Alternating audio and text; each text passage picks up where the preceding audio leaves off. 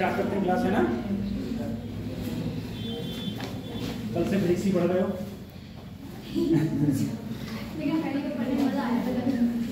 कल हम लोगों ने बेटा ईएमएफ मतलब इलेक्ट्रोमैग्नेटिक वेव खत्म किया था।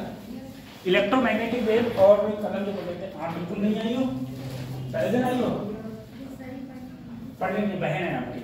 अच्छा, कौन सी क्लास में पढ़ती हो? लो, कौन से स्कूल में आए? जिरौनिया में, यूपीएस। अच्छा ठीक ठीक, समझो। उच्च प्राइमरी स्कूल है, हायर सेकेंडरी स्कूल। चलो चलो सर, हम लोग जो कल हमने पढ़ी थी, कल हमने सर ईएम वेव के बारे में बात करी थी। ईएम वेव मैंने खत्म कर दिया, ठीक है? ईएम वेव पर क्वेश्चन होंगे, वो भी हम लगा लेंगे आराम से। देखो, उससे पहले हम लोगों ने पढ़ रहा था सेल्फ इंडक्शन, एक हमारा था म्यूचुअल इंडक्शन। सेल्फ इंडक्शन में क्या होता है? सिर्फ एक ही कॉइल होती है और उस एक कॉइल के कारण ही सेल्फ इंडक्शन होता है, जिसे हम एल से डिनोट करते थे, और L directly proportional N square के होता है। सिंपल ये बात हम लोग जानते हैं। उसके बाद में बेटा एक फार्मूला था म्यूचुअल इंडक्शन का। जहां म्यूचुअल इंडक्शन था, म्यूचुअल इंडक्शन का मतलब होता था तुम्हारा एम, और एम डायरेक्टली प्रोपोर्शनल होता था N1 N2। म्यूचुअल का मतलब है वहां पर दो कॉइल होती है, और जो ऊपर कॉइल होती है उसमें करंट होता है, और नीचे वाले कॉइल के कारण हमें क्या प्राप्त होता था? म्यूचुअल इंडक्शन प्राप्त होता था, ठीक है? कभी भी ऐसा नहीं होगा। कहां जा रहा है क्या ये?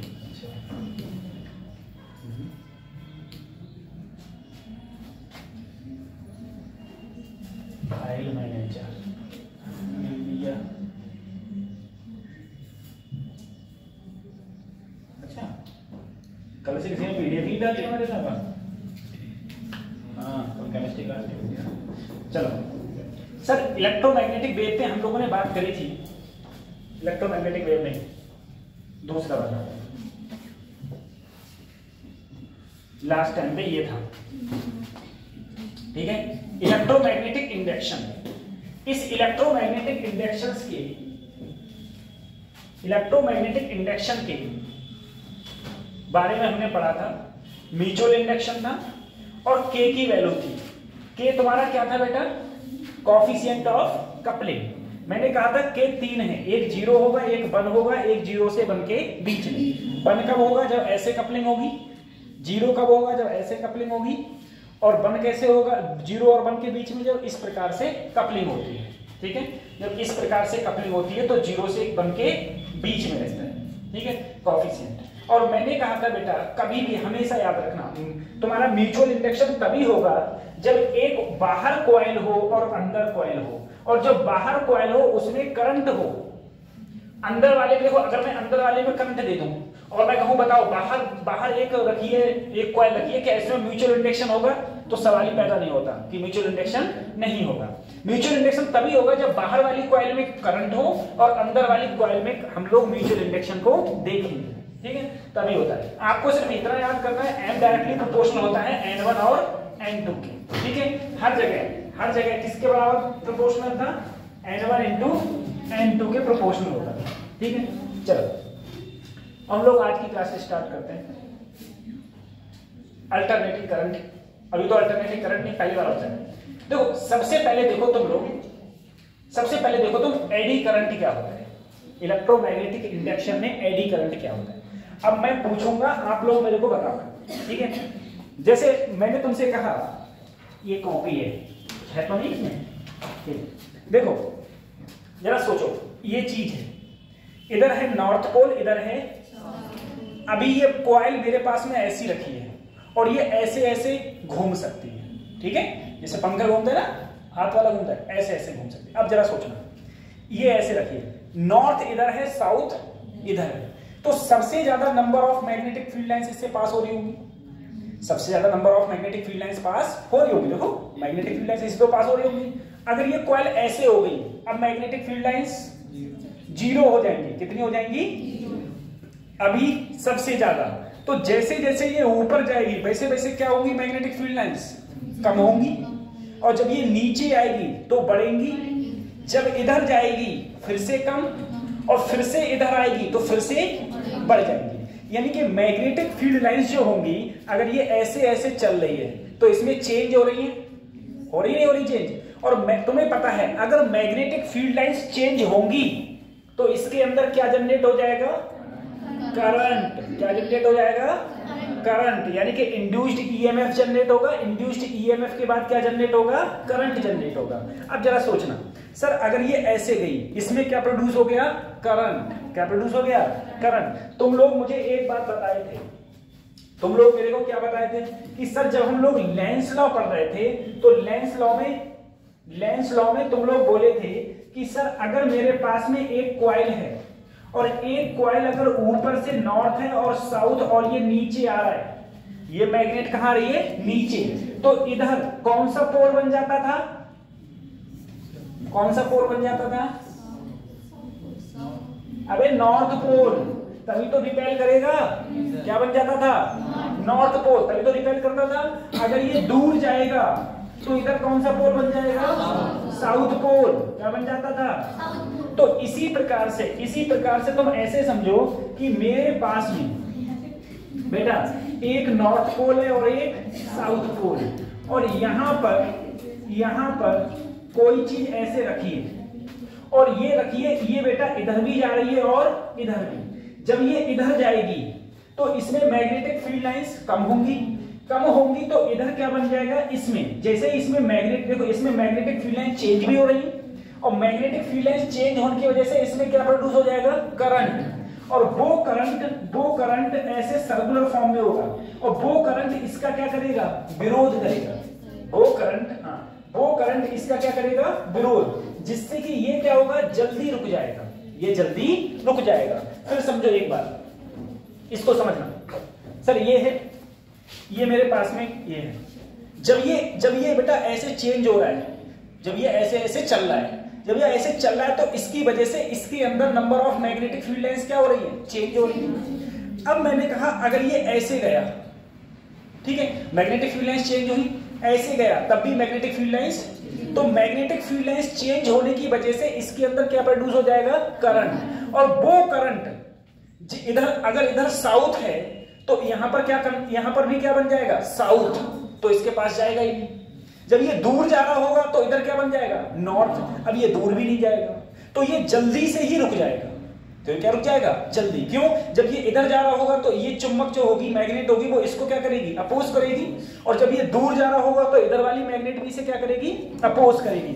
तो ये जो ये देर में रुकता, वो कहां रुक जाएगा, जल्दी रुक जाएगा। और इसके अंदर, इस कंडक्टर के अंदर जो करंट प्रोड्यूस हुआ, उस करंट को ही हम लोग क्या बोल देंगे, एडी करंट। उसको क्या बोलते हैं हम लोग, एडी करंट। ठीक है, तो देखो एडी करंट में क्या बोला गया, एडी करंट में बोला गया when a change magnetic flux, जब किसी पीस में, कैसा पीस होना चाहिए, कंडक्टर का पीस होना चाहिए।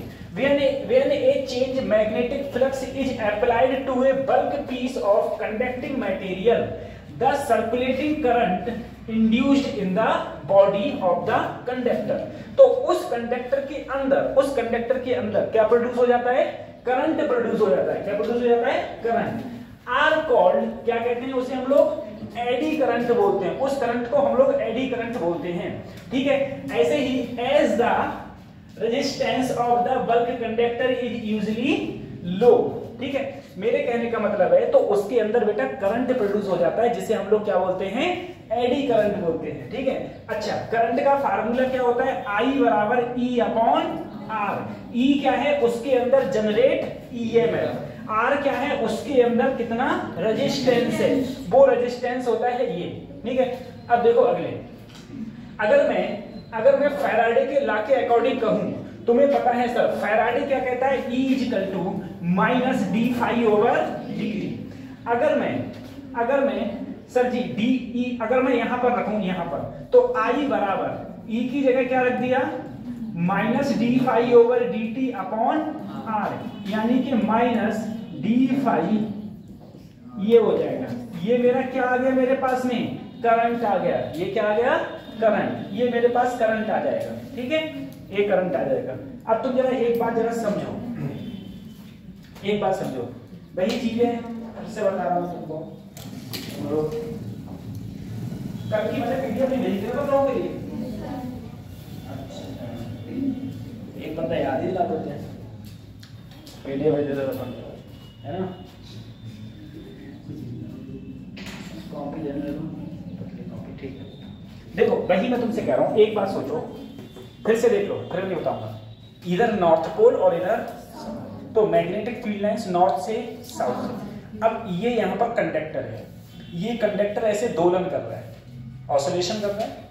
जब ये ऑसिलेशन करेगा तो अभी मैग्नेटिक फील्ड लाइन से सबसे ज्यादा, अभी मैग्नेटिक फील्ड लाइन सबसे कम। तो अगर ये ऐसे जो दोलन करेगा तो इससे मैग्नेटिक फील्ड लाइंस क्या हो रही है, चेंज। अगर इससे मैग्नेटिक फील्ड लाइंस चेंज हो रही है, तुम्हें पता है अगर किसी से मैग्नेटिक फील्ड लाइंस चेंज होती है तो उसमें क्या प्रोड्यूस हो जाता है, करंट, और उस करंट को क्या बोलेंगे, एडी करंट। क्या बोलेंगे, इसका कुछ ना कुछ रेजिस्टेंस भी होगा, कुछ ना कुछ क्या होगा, रेजिस्टेंस। तो सर जी देखो करंट बराबर क्या हो गया, इंड्यूस्ड ईएमएफ अपॉन रेजिस्टेंस, और जो E इक्वल टू अगर मैं देखूं होता है minus d phi over d t, तो यहाँ पर E की वैल्यू रख दी तो मेरे को induced current d phi over d t upon R के टर्म में आ गया, ठीक है। अब जरा सोच रहा जब ये कॉइल, जब ये ऐसे जा रही होगी इधर की ओर, इधर की ओर जा रही होगी, ठीक है, तो इसके अंदर जो करंट होगा वो इधर जाने का क्या करेगा, विरोध करेगा।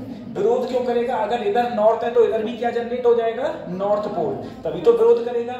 और अगर जब ये इधर जाएगा तो इधर साउथ पोल है, तो इधर अपने आप से क्या जनरेट हो जाएगा, साउथ पोल। तो जो देखो वैसे अगर मैग्नेट रखी हुई नहीं होती तो ये आराम से ऐसे ऐसे मूव कर रहा था, ठीक है। अब बीच इधर क्या रखी हुई है, मैग्नेट रखी, जब ये इधर जाएगा तो ये मैग्नेट कहेगी नहीं भाई मेरे पास मत आ, दूर जाएगा ये कहेगा मेरे पास नहीं आ, तो ये जल्दी ही रुक जाएगा। कैसे रुक जाएगा, बहुत जल्दी रुक जाएगा, ठीक है। जब ये बहुत जल्दी रुक जाएगा क्योंकि इसमें क्या लगेगा बेटा, रेजिस्टेंस लगेगा, इसलिए बहुत जल्दी ये रुक जाता है, एडी करंट, ठीक है। अब कुछ चीजें समझो, इफेक्ट ऑफ एडी करंट, ठीक है, इफेक्ट ऑफ एडी करंट। अब एडी करंट तुम्हारा, एडी करंट क्या काम करता है बेटा, एडी करंट के कारण, देखो एडी करंट के कारण अगर कोई भी चीज तुम चाह रहे हो कि वो दोलन ऐसे होता रहे, लेकिन एडी करंट के कारण वो बहुत जल्दी क्या हो जाता है, रुक जाता है। तो अगर कोई चीज जल्दी रुकेगी तो उसमें क्या प्रोड्यूस होगा, हीट प्रोड्यूस होगी। क्या प्रोड्यूस होगी, हीट प्रोड्यूस होगी। बात समझ आ रही है, उसमें प्रोड्यूस तुम्हारी हीट होगी। और तुम्हें विश्वास नहीं तो एक काम करना, देखो कैसे, तुम किसी दोस्त को पकड़ना और ये वाला दिख रहा है सामने, और पकड़ के यहां से वहां तक खींचते हुए ले जाना उसको, ठीक है। पता चल जाएगा कितना ज्यादा फ्रिक्शन फोर्स है, फ्रिक्शन की फोर्स के कारण क्या हो जाएगा, हीट जनरेट हो जाएगी, सही है, छिल जाओगे पूरे। तो वही है, तो अगर कोई चीज चल रही है और वो जल्दी ही रुक जा रही है, जबरदस्ती तुम किसी चीज को रोक रहे हो, तो अपने आप से क्या प्रोड्यूस हो जाती है, हीट प्रोड्यूस। जैसे मैं अपने हाथ को अगर ऐसे रब करूं तो यहाँ पर भी क्या प्रोड्यूस हो जाती है, देखो हीट प्रोड्यूस हो जाती है। हीट प्रोड्यूस यानी कि हीट का क्या होता है, लॉस होता है। हीट का क्या होता है, लॉस। तो बेसिकली इसमें ये है eddy current, eddy current are produced inside the iron core. Eddy current किसके अंदर प्रोड्यूस होगा, एडी करंट प्रोड्यूस होगा इनसाइड द आयरन कोर। जब कोई भी चीज rotating armature of electric motor है या डायनामिक, तो वो क्या कर रही है, ये ट्रांसफार्मर के भी अंदर होता है, ठीक है। एक बार मैं जरा ट्रांसफार्मर के बारे में बताऊं, जरा समझना। मैंने कहा देखो ट्रांसफार्मर, सबसे पहले देखो ट्रांसफार्मर वर्किंग कैसे करता है। ट्रांसफार्मर ऐसे वर्किंग करता है, ठीक है। अभी जब हम लोग एसी करंट पढ़ेंगे तो उसमें मेरा ट्रांसफार्मर आएगा भी कि वो काम कैसे करता है। यहाँ पर बेटा ट्रांसफार्मर ऐसे गोल होता है, ठीक है, मतलब चौखूटा होता है, चौखूटा। उसमें क्या होता है, ऐसे कॉइल्स लगी हुई होती है। इन कॉइल्स के अंदर एसी करंट आता है बेटा। कैसा करंट आता है, एसी करंट आता है। इसके अंदर एसी करंट आता है और इधर भी एक कॉइल लगी हुई होती है। इन कॉइलों में करंट आउटपुट हमें बाहर मिलता है। इन कॉइलों को हम बोलते हैं प्राइमरी और इसको क्या बोलते हैं, सेकेंडरी कॉइल। जरा सुनना, इसको बोलेंगे प्राइमरी और इसको बोलेंगे, जब देखो जब इसमें एसी करंट आता है, एसी करंट का अगर हम लोग देखें तो वो हमेशा ऐसे चलता है, ऐसे चलता है। डीसी करंट अगर देखें तो वो कभी चेंज नहीं होता, जो रहता है वही रहता है, डीसी करंट चेंज नहीं होता। तो अगर एसी करंट देखो हर टाइम पे करंट क्या हो रहा है, चेंज। हर टाइम पे अगर करंट चेंज होगा तो इसके अंदर से जितनी भी मैग्नेटिक फील्ड लाइंस हैं वो भी तो चेंज होगी। जब मैग्नेटिक फील्ड लाइंस चेंज होगी और ये जो मटेरियल होता है ये बेटा फेरोमैग्नेटिक मटेरियल होता है। फेरोमैग्नेटिक मटेरियल में तुम्हें पढ़ा चुका हूं, जिसकी ससेप्टिबिलिटी बहुत अधिक होती है, परमेबिलिटी बहुत अधिक होती है। अगर क्यूरी टेम्परेचर पर जाएंगे तो वो किसमें टेम्परेचर चेंज हो जाता है, पैरामैग्नेटिक में चेंज हो जाता है। और फेरोमैग्नेटिक की प्रॉपर्टी ये होती है इसके अंदर से मैग्नेटिक फील्ड लाइंस बाहर नहीं जाती, तो इसके अंदर जो भी मैग्नेटिक फील्ड लाइंस है वो इस प्रकार से कभी बाहर जाती ही नहीं है मैग्नेटिक फील्ड लाइंस। अब देखो जितनी मैग्नेटिक फील्ड लाइंस इससे पास होंगी उतनी ही मैग्नेटिक फील्ड लाइंस इससे पास होंगी। और यहाँ पर ही मैग्नेटिक, देखो करंट चेंज हो रहा है तो मैग्नेटिक फील्ड भी क्या हो रहा है, चेंज। तो इस तरफ हमको अपने आप से क्या मिल जाता है, करंट मिल जाता है। अब जरा सोचना ट्रांसफार्मर का एक छोटा सा, अभी ट्रांसफार्मर बहुत डिटेल से पढ़ाऊंगा मैं एसी करंट में। एक बार जरा सोचना सर, यहाँ पर जो मेरा वायरिंग थी, ये मेरी वायरिंग थी, वायरिंग से जो मैग्नेटिक फील्ड प्रोड्यूस हुआ वो मैग्नेटिक फील्ड ऐसे गया, ऐसी तो गया। और मैग्नेटिक फील्ड क्या हो रहा है, चेंज। क्यों, अभी करंट जीरो तो magnetic field zero, current maximum magnetic field maximum, फिर जीरो, ठीक है। तो करंट क्या हो रहा है, चेंज, तो मैग्नेटिक फील्ड भी क्या हो रहा है, चेंज। तो अगर इन तारों से देखो, अगर इस तार से जितना मैग्नेटिक फील्ड निकला उतना ही मैग्नेटिक फील्ड इसमें गया और मैग्नेटिक फील्ड क्या हो रहा है, चेंज। तो इसमें अपने आप से क्या जनरेट हो जाएगा सर, करंट जनरेट हो जाएगा। इसीलिए हमें एक साइड से हम करंट देते हैं और दूसरी साइड से हमको करंट मिलता है। ये किसका काम है, ट्रांसफार्मर का, ठीक है। ट्रांसफार्मर हमेशा एसी को एसी में ही कन्वर्ट करता है। ट्रांसफार्मर में जो करंट आता है वो बेटा एसी में आता है और जो निकलता है वो भी किसमें होता है, एसी में होता है, ठीक है, एसी में। बस अंतर इतना है कि ट्रांसफार्मर पर 11,000 वोल्टेज आते हैं और 220 वोल्टेज निकलते हैं, ठीक है, ट्रांसफार्मर पर। क्योंकि तुम्हारे यहाँ पर जो भी घर पे लाइट आ रही है वो ट्रांसफार्मर से आ रही है, ठीक है, ये चीजें रहती हैं। अब जरा समझे सर एक चीज को, सर एक बार बताओ, एक बार सोचो, ये बात सोचो, फिर बाद में मत कहना क्या हो गया। देखो ऐसा है, अगर मैंने सर ट्रांसफार्मर देखा तो मैग्नेटिक फील्ड लाइंस क्या इसमें चेंज नहीं हो रही है, अरे ये भी तो मटेरियल ही है, यहां भी मैग्नेटिक फील्ड क्या हो रही है, चेंज। तो ये जो मटेरियल है इस मटेरियल में, यहां पर जो ये जो मटेरियल था फेरोमैग्नेटिक मटेरियल, इसमें भी मैग्नेटिक फील्ड लाइंस क्या हो रही है, चेंज। अगर इसमें मैग्नेटिक फील्ड लाइंस चेंज हो रही है तो इसका भी तो अपने आप में ये करंट हो जाएगा, इसमें भी अपने आप में क्या हो जाएगा, ये करंट प्रोड्यूस हो जाएगा। अब जरा सोचना सर कैसे, जैसे मैंने कहा मान लो मेरे पास ट्रांसफार्मर है, ठीक है, ट्रांसफार्मर को मैंने काट दिया ऐसे, ठीक है, ऐसे मेरे पास ट्रांसफार्मर है। तो एक साइड ये है ट्रांसफार्मर की, एक साइड ये। अगर मैं इस साइड को अगर तुम्हें दिखाऊं तो कुछ ऐसी होगी इस टाइप से। अब इस वाले में भी अगर मैग्नेटिक फील्ड चेंज हो रहा है, इस वाले मैग्नेटिक फील्ड क्या हो रहा है, चेंज। अगर यहाँ मैग्नेटिक फील्ड चेंज हो रहा है तो इसमें भी क्या प्रोड्यूस हो जाता है, करंट। और वो करंट क्या करता है, जो यहाँ पर करंट प्रोड्यूस होता है, वो करंट यहाँ पर जो मैग्नेटिक फ्लक्स था, ठीक है, इसका क्या करता है, विरोध करता है, जिसकी वजह से ये क्या हो जाएगा, गर्म हो जाएगा, यानी कि हीट प्रोड्यूस होगी और क्या हो जाएगा, गर्म। तो इसको हम लोग कम कैसे करते हैं, इसको हम लोग कम ऐसे करते हैं कि जैसे मान लो पहले तुम्हारे पास में साइड ये थी, एक साइड ये थी, अब एक साइड कैसे, ये साइड ऐसी बता रहा हूं मैं तुमको, जैसे ये मेरा ट्रांसफार्मर था, इसको मैंने 20 से काट दिया, फिर इसको ऐसे करके दिखा रहा हूं, ठीक है, 20 से काट के इस प्रकार से तुमको दिखा रहा हूं। अगर मैं यहां पर लैमिनेटेड कर दूं, लैमिनेटेड का मतलब है इसका एरिया क्या कर दूं, कम, इसका एरिया कम कर दिया। अगर इसका एरिया कम कर दिया और यहाँ लैमिनेटेड का मतलब है इसका मतलब इससे नहीं, इसका मतलब इससे नहीं। जैसे मैंने क्या किया, ऐसे एक पतला सा लिया और उसके बीच में लैमिनेटेड कर दिया, मतलब इसका कांटेक्ट दूसरे से नहीं, दूसरे का कांटेक्ट तीसरे से नहीं। तो इससे जो मैग्नेटिक फील्ड लाइंस जाएंगी वो तो इनसे जाएंगी, लेकिन यहाँ पर जो तुम्हारा एडी करंट है वो एडी करंट क्या हो जाएगा, कम हो जाएगा, ठीक है, एडी करंट हो जाएगा कम। तो बेसिकली ये है, या तुम खाली बस इतना याद रखो, ज्यादा डिटेल मत जाओ, कि तुम लोगों के लिए एडी जो करंट प्रोड्यूस होता है वो किसमें प्रोड्यूस हो जाता है, ट्रांसफार्मर में। और उसको कम कैसे करते हैं हम लोग, लैमिनेट करके कम करते हैं, ठीक है, लैमिनेट करके हम लोग कर देते हैं कम, लैमिनेट करके कम कर देते हैं, ठीक है। कहीं लिखा हुआ है लैमिनेट करके इसमें, अच्छा इसमें लिखा है, ठीक है, हाँ, eddy current are minimized by using lamination of metal to make the metal core. ठीक है, तो इसको हम लोग एडी करंट को क्या कर देते हैं, कम कर देते हैं। ठीक है, एडी करंट को कम कर देते हैं।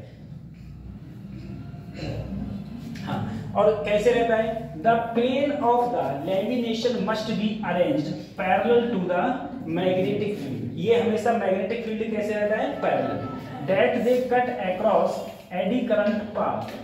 This arrangement reduce the strength of eddy current. ठीक है, ये स्ट्रेंथ जो एडी करंट की स्ट्रेंथ होती है, उस एडी करंट की स्ट्रेंथ को क्या कर देता है, कम कर देता है। ठीक है, हाँ, एडी करंट की स्ट्रेंथ को कम कर देता है। ठीक, एक बार और देखो ये चीज कैसे कम होती है, ये चीज देख लो, नहीं तो तुम, क्योंकि क्वेश्चन यहाँ से बनने वाला ही है। नहीं तो मैंने, अच्छा एक बार बताओ तुम मुझे, ये सब लोग देखो, मेरे पास में ऐसा कोई खोखली चीज है, ये भरतल है पूरी, ये चीज क्या है, भरतल, बीच में कैसी है, खाली। अब तुम मुझे एक बार बताओ, अगर मैं इसे 20 से काट दूं, 20 से काट दिया, अब 20 से काट के, 20 से अगर मैंने इसे काट दिया तो ये कुछ ऐसे बन जाएगा, देखो ये कुछ ऐसे बन जाएगा, बनेगा नहीं बनेगा, अगर ऐसे बन जाएगा, अब मैं इसको ऐसे घुमा के ऐसे दिखाऊंगा तो ये कुछ मुझे ऐसे ही तो दिखेगा, इस प्रकार से। ठीक है, अरे ये बीच में खुक्कल है, बीच में कैसा है, खुक्कल है, तो इधर का एरिया, अगर मैं इधर सिर्फ इतना एरिया को देखूं ऐसे घुमा के, सिर्फ इतने एरिया को देखूं घुमा के, तो मुझे कैसे दिखेगा, इतने एरिया को अगर मैं घुमा के देखूंगा तो कुछ मुझे ऐसे दिखेगा, सिर्फ इतना एरिया, सिर्फ इतना एरिया। अब जरा सोचना, मैग्नेटिक फील्ड लाइंस इससे ऐसे पास हो रही थी, तो मैग्नेटिक फील्ड लाइंस इससे ऐसे पास हो रही है, और इसमें मैग्नेटिक फील्ड लाइंस क्या हो रही है, चेंज। अगर मैग्नेटिक फील्ड लाइंस चेंज हो रही है तो इस वाले पाथ में ऐसे क्या प्रोड्यूस हो जाएगा, करंट प्रोड्यूस हो जाएगा। ये करंट कौन सा है, एडी करंट। अब इसको अगर तुम्हें कम करना है तो क्या करना पड़ेगा, कम करना है तो ये करना पड़ेगा, सर मेरे पास जो ये था इसमें मैं पतली पतले क्या बना दूं, स्टेप्स बना दिया, इन सबको क्या कर दिया, लैमिनेट। लैमिनेट का मतलब है यहां पर भी लैमिनेशन लग दिया, और यहां पर भी लैमिनेशन, और यहां पर भी लैमिनेशन।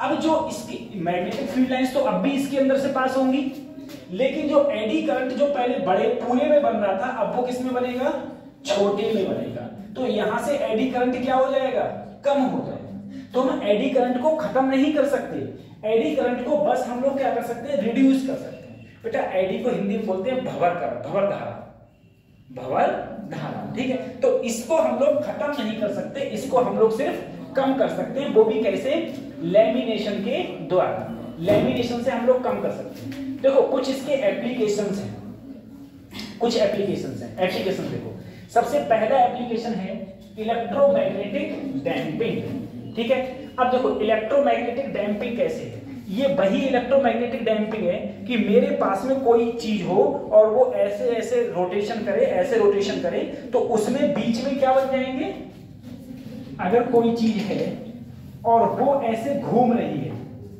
वो ऐसे घूम रही है नॉर्थ पोल और साउथ पोल, तो इसमें क्या प्रोड्यूस हो जाएगा, करंट प्रोड्यूस हो जाएगा।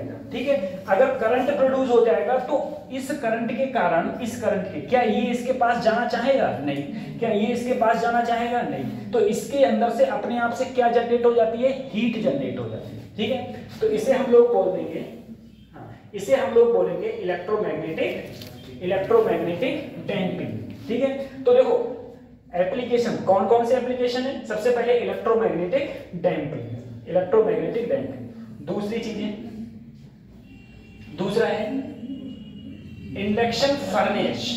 ठीक है, इंडक्शन फर्नेस, देखो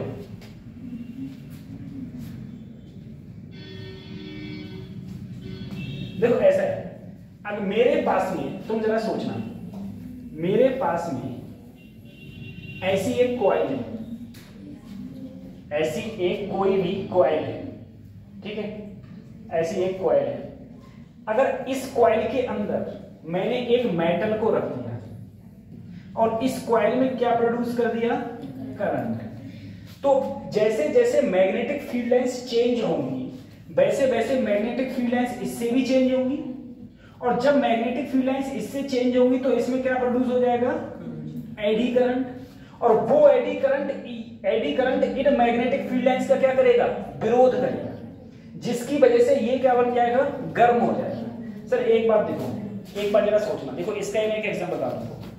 तुम लोगों ने अपने घर में रॉड देखी होगी, जो पानी गर्म होता है, रॉड होती है, पानी गर्म होता है। तुमने क्या है, तुम उसको ऐसे लगा दो और उसमें धीरे बाल्टी में डाल दो, पानी क्या हो जाता है तुम्हारा, गर्म हो जाता है। यही तो होता है बेटा। जो तुम घर पे पानी यूज कर रहे हो, जो पी रहे हो, वो कैसा है, कंडक्टर है। तुम कहोगे सर पानी तो आपने बोला था वो डायमैग्नेटिक होता है, कैसा होता है, लेकिन उसमें इम्प्योरिटीज ऐड होती है। क्या ये होती है, इम्प्योरिटीज, ठीक है। तो इसलिए उसमें करंट फ्लो हो जाता है, करंट फ्लो हो जाता है। जैसे ही पानी इसके संपर्क में आता है, इसमें जब करंट फ्लो होता है तो इसमें भी मैग्नेटिक फील्ड लाइंस चेंज होती है, और वो मैग्नेटिक फील्ड लाइंस किससे चेंज होती है, वाटर से, जो कि water in magnetic field lines का क्या कर देगा, विरोध कर देगा, जिससे धीरे धीरे पानी क्या हो जाता है, गर्म हो जाता है, जिससे पानी धीरे धीरे गर्म हो जाता है। तो एक इंडक्शन फर्नेस में भी एडी करंट का यूज होता है। दूसरा इलेक्ट्रिक पावर मीटर, ठीक है। अब देखो इलेक्ट्रिक पावर मीटर ये बेसिकली उस प्रकार से है, जैसे तुमने वो देखा है, इंडक्शन देखा है, इंडक्शन चूल्हा होता है, ठीक है। इंडक्शन चूल्हे में क्या है, जैसे ही तुम ऐसे, उसकी एक सतह होती है जिस पर तुम ऐसे, इधर सब काला होता है और इधर बीच में तुम कोई भी बर्तन रखोगे, यहाँ पर जैसे ही कोई बर्तन रखोगे और इसमें क्या फ्लो करोगे, करंट फ्लो करोगे, तुरंत ही इसमें से यहाँ पर जब एक बर्तन रखा हुआ है, एक भगोना रखा हुआ है, ठीक है, एक भगोना रखा हुआ है। अब इस भगोने जैसे ही जाएगा तो इस भगोने में क्या हो जाएगी, इस भगोने में भंवर धाराएं उत्पन्न हो जाएंगी, यानी कि कौन सा, एडी करंट प्रोड्यूस हो जाएगा इसके अंदर। जिस एडी करंट के कांटेक्ट में आते ही वो एडी करंट इसके पानी को क्या करना स्टार्ट कर देगा, गर्म करना स्टार्ट कर देगा, ठीक है। इसी प्रकार से हमारी जो ट्रेनें हैं, ट्रेनों में भी हम लोग ब्रेक लगाते हैं, वो भी किसके कारण लगता है, इलेक्ट्रिक ट्रेन में हम लोग ब्रेक लगाते हैं, वो भी एडी करंट के कारण। जैसे एक प्रकार से, जैसे मैंने तुमसे कहा, मान लो तुम्हारे पास में कोई एक चीज है, ये ऐसे दोलन कर रही है, ठीक है, और यहाँ पर एक पोल है, नॉर्थ पोल, ठीक है। अब जैसे ही तुम यहाँ से इसको छोड़े, ये दूर ऐसे जाएगी, क्या ये इसके पास चिपकेगी, नहीं। क्यों नहीं चिपकेगी, क्योंकि जब ये इसके पास जाएगी तो इधर भी क्या जनरेट हो जाएगा, नॉर्थ पोल, और वो चाहेगा कि ये मुझसे क्या रहे, दूर रहे। तो ये दूर रहेगा तो ये जाते ही जाते तुरंत यहाँ पर क्या हो जाएगी, रुक जाएगी, यानी कि इसकी वेलोसिटी यहाँ से जाने से पहले ही क्या हो जाएगी, जीरो। इसी प्रकार से हम लोग मैग्नेटिक जो हमारी ट्रेन होती हैं, ट्रेन में भी हम लोग ब्रेक लगाने के लिए इस सिस्टम का यूज करते हैं, एडी करंट का यूज करते हैं, ठीक है। बस ज्यादा नहीं, खाली ये है। अच्छा, कभी कभी तुमसे ये पूछ लेगा कि एडी करंट, सबसे पहले एडी करंट कम कैसे किया जा सकता है। तो एडी करंट को कम करने का सबसे पहला कारण ये है कि तुम किसी को क्या कर दो, लैमिनेट कर दो, ठीक है। लैमिनेट कर दोगे तब भी एडी करंट क्या हो जाएगा, कम। दूसरा तरीका ये है कि मेरे पास में कोई भी चीज हो और उसमें तुम क्या कर दो, होल्स कर दो। अगर तुम होल करोगे तो देखो, पहले करंट जो था वो इस प्रकार से प्रोड्यूस होता, लेकिन अब यहाँ होल हो गया है तो एडी करंट कुछ इस प्रकार से प्रोड्यूस होगा, ठीक है। तो उसका पाथ क्या हो जाएगा, चेंज हो जाएगा। तो होल करने से भी हमारा एडी करंट क्या होता है, कम होता है। तो एडी करंट कितने प्रकार से कम होता है, अभी दो प्रकार से, लैमिनेट कर दो, या फिर जो भी तुम्हारे पास में कंडक्टर है जिसमें एडी करंट प्रोड्यूस हो रहा है उसमें क्या कर दो, होल कर दो। लेकिन सबसे अच्छा वे है कि क्या कर दो, लैमिनेट कर दो। सबसे अच्छा तरीका है कि एडी करंट को कम करने के लिए हम लोग उसके अंदर होल्स प्रोड्यूस कर दें या होल कर दें, तो वहां पर मेरा एडी करंट, तो एडी करंट प्रोड्यूस हो जाता है, मतलब कम हो जाता है, रिड्यूस हो जाता है, ठीक है। चलो, अब हमारा अगला चैप्टर है अल्टरनेटिंग करंट, ठीक है। ये हमारा पहले के चैप्टर था जो कर रहा था। देखो, अल्टरनेटिंग करंट, एसी करंट, अब तक हमने जो करंट पढ़ा था बच्चों, वो हमने जितनी भी करंट पढ़ा था वो सबका सब हमने डीसी पढ़ा था, ठीक है। डीसी मतलब डायरेक्ट करंट। डायरेक्ट करंट तुम्हें कहां मिलता है, बैटरी में क्या रहता है, डायरेक्ट करंट, ठीक है। हाँ, बैटरी में डायरेक्ट करंट रहता है। अब हम जो बात करेंगे, बस एक ही चैप्टर है अल्टरनेटिंग करंट का, क्यों अल्टरनेटिंग करंट के और चैप्टर क्यों नहीं है? अगर अल्टरनेटिंग करंट के और चैप्टर होते तो फिजिक्स और हार्ड हो जाती। सही है, इसीलिए सिर्फ एक ही करंट है। और ज्यादातर हम यूज कौन सा करंट करते हैं? एसी करंट ही हम लोग ज्यादातर यूज करते हैं। ठीक है, अच्छा अल्टरनेटिंग करंट। अब अल्टरनेटिंग करंट में देखो, सबसे पहले टाइप्स ऑफ करंट। मैंने कहा करंट तुम्हारे लिए दो प्रकार की है। सही है, एक करंट है डीसी करंट और एक करंट है एसी करंट। डीसी करंट का मतलब होता है डायरेक्ट करंट, जो हमें कहां मिलता है? बैटरी से मिलता है। इस करंट का मायना यह है कि इस करंट में अगर मैं करंट और टाइम का ग्राफ देखूं तो वो हमेशा क्या रहेगा? कांस्टेंट रहेगा, हमेशा कांस्टेंट रहेगा। यानी कि सर करंट चेंज नहीं होता, समय के साथ में करंट चेंज नहीं होता, करंट जो है वही रहेगा और करंट क्या रहेगा? कांस्टेंट रहेगा, करंट चेंज नहीं होगा। तो उसे क्या बोलेंगे? DC current. Current whose direct does not change with time, जो टाइम के साथ में चेंज नहीं होता उसे क्या बोलेंगे हम लोग? Direct current. बेटा डायरेक्ट करंट की एक चीज और है, डायरेक्ट करंट से कभी करंट नहीं लगता। डायरेक्ट करंट होता है अगर उसे तुम कंडक्टर के पास लाओगे तो वो कंडक्टर को दूर फेंकेगा, लेकिन एसी करंट होता है अगर वो कंडक्टर के पास आएगा तो वो उसे चिपका लेता है। ठीक है, चिपका लेता है। जैसे तुमने देखा है कि बहुत सारे लोग चिपक के बिजली से मर जाते हैं। क्यों मर जाते हैं? क्योंकि वहां पर क्या होता है? AC current. और जैसे ही हमारी ह्यूमन बॉडी क्या है? कंडक्टर। जैसे ही वो उसके पास जाती है और वो वायर उसको पकड़ के क्या कर लेता है? खींच लेता है, और खींच लेता है, बस चिपकाया रहता है, चिपकाया रहता है ना। जब लोग उसको खून खत्म नहीं हो जाता, जब खून खत्म हो जाता है तो फेंक देता है, तो लोग आदमी निकल लेता है बेचारा ऊपर के लिए, है ना। देखो अब है alternating current. Sir alternating current में देखो, अल्टरनेटिंग करंट क्या है? टाइम के साथ में चेंज होता है, हमेशा टाइम के साथ में अल्टरनेटिंग करंट क्या होगा? चेंज होगा।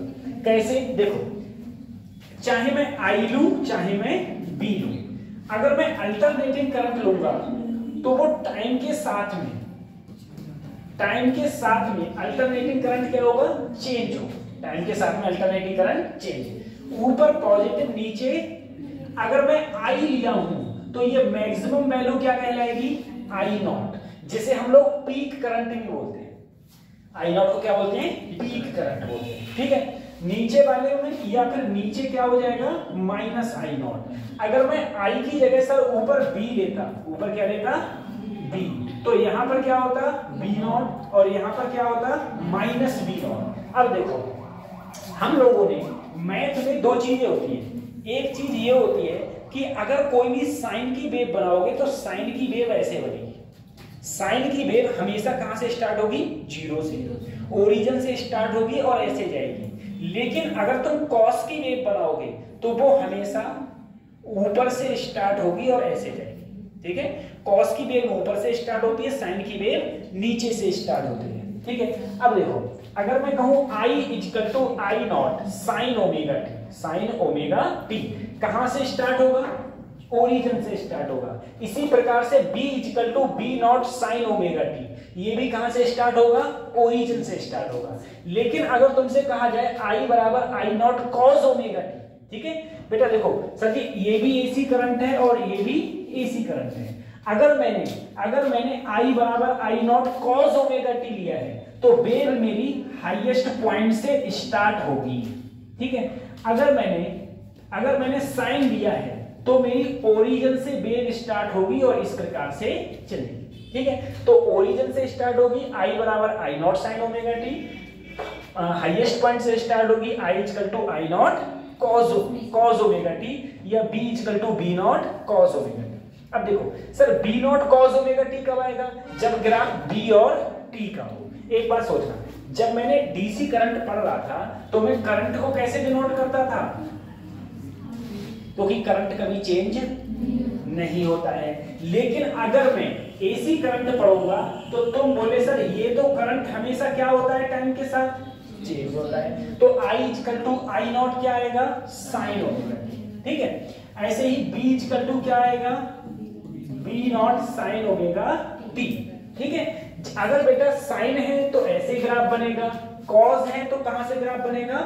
कॉस है तो ऊपर से ग्राफ आएगा, यानी कि मैक्सिमम पॉइंट से ग्राफ आता है। किसमें? कॉस में। ठीक है, मैक्सिमम पॉइंट से ग्राफ आता है कॉस में, ठीक है। अच्छा उतार लिया ये, ठीक है। चलो फिर बताते हैं।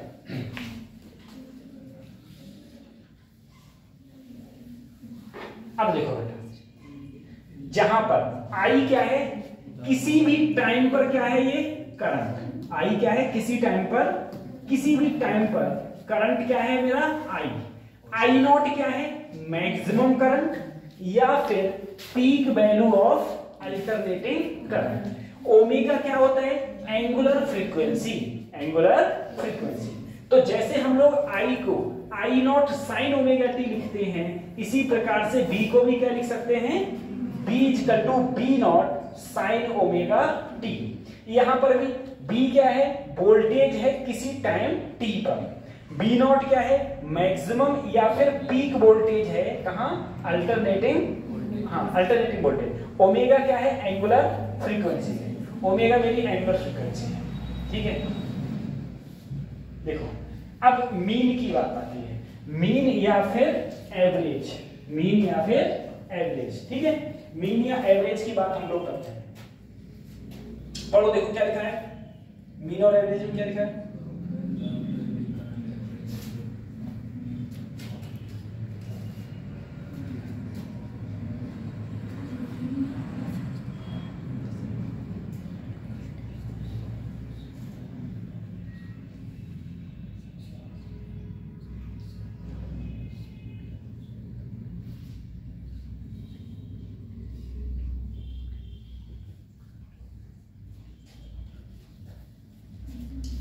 ठीक है, देखो क्या लिखा, मीन या फिर average value of alternating current. इसमें पढ़ते हैं,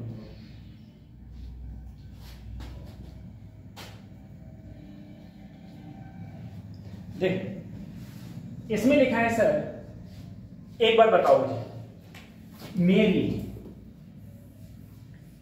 ये आई और ये टी, ये कौन सा करंट है, अल्टरनेटिंग करंट। कौन सा है, अल्टरनेटिंग करंट। तो बताओ ये जो करंट है इसको हम लोग कैसे लिखेंगे, I equal to I naught sine omega T. चलो ठीक है, I naught sine omega T, ठीक है। I equal to I naught sine omega T हम ऐसे लिखेंगे। अब मुझे बताओ बेटा, अगर मैं मीन लूं, मीन का मतलब क्या होता है, जितना पॉजिटिव उतना और सबका जोड़ और बटे उतने ही से क्या कर दो भाग।